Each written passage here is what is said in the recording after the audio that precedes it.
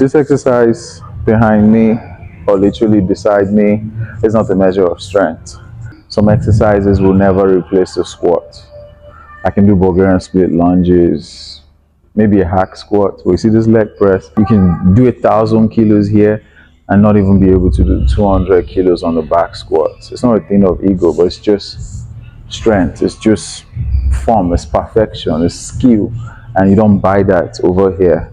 But the one reason I would recommend this to you as a beginner is to perfect your form on the deadlift, because again, the deadlift is you pushing the floor away from you and standing upright, and this, nothing best explains that exercise than the deadlift, than the leg press, because you are pushing what supposedly is the floor, which is this tray, away from you. And then the setup is here.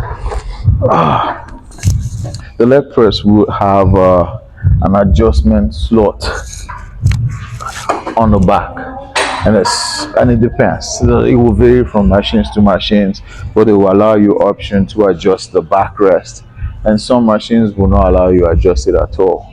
But I want you to take note of one thing.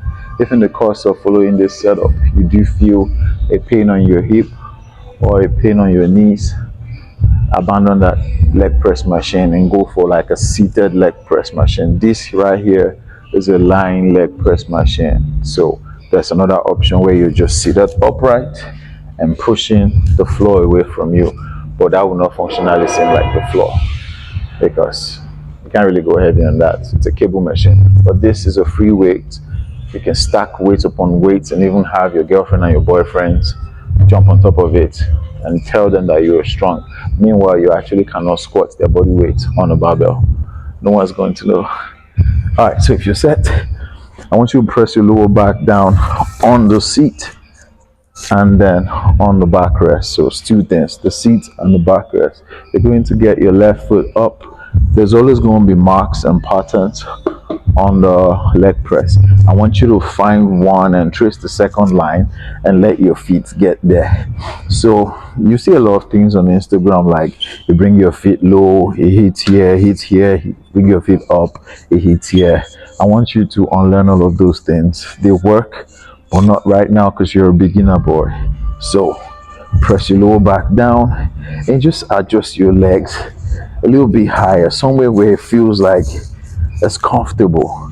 You get me? And then turn your toes outward, because you can see this clearly. My knees, my hip wants to go outward, so allow it go outward, if you feel me. So once you're ready, we're just going to press your lower back down here again.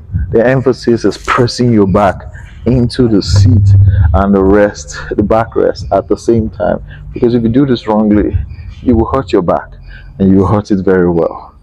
Okay, press your back down, turn the toes out, and then we've got handles here. Hold on to them and push.